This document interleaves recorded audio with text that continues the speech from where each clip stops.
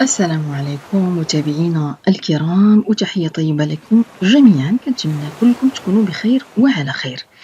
بطبيعة الحال الصيف على الأبواب، وأكيد الغالبية ديال العائلات والأسر كتسنى وليداتها تهبط النتائج، وأكيد غادي تكونوا كتقلبوا على شي بلايص زوينين، شواطئ رائعة زوينة، وأكيد غادي تكونوا كتقلبوا على فين دوزوا العطلة الصيفية.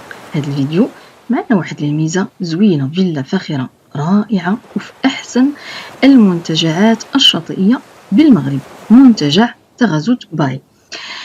المنطقة الشاطئية تغزوت باي منطقة معروفة نقية ومحترمة، وما بعيداش بزاف على مدينة أكادير، تقريبا واحد 17 كيلومتر.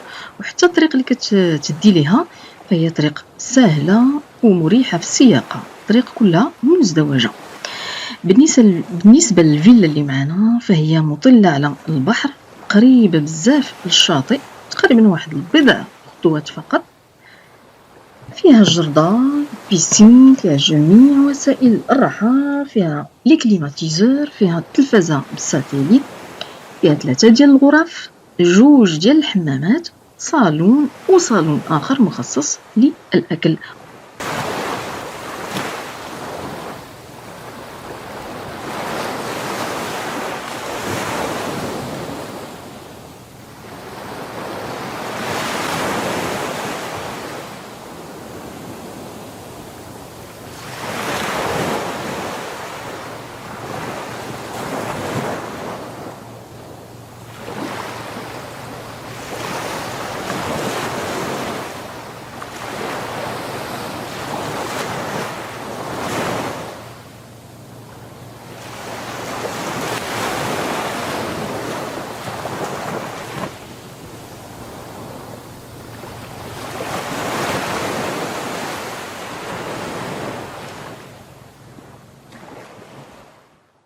والفيلا للتذكير فهي مخصصة للكراء اليومي للعائلات فقط، وفيها واحد الصالون في الحديقة مطل على البيسين، كاين مطبخ مجهز وكراج للسيارات.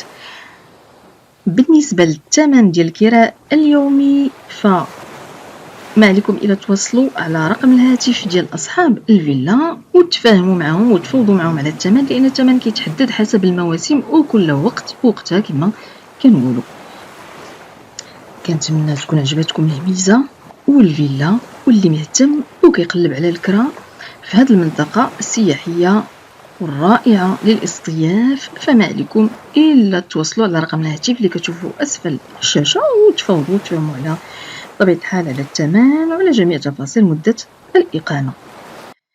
كنتمنى الفيديو يكون نال الإعجاب ديالكم، ما تنسوناش من الدعم والتشجيع المستمر، وإلى اللقاء آخر وعرض جديد بإذن الله. السلام عليكم.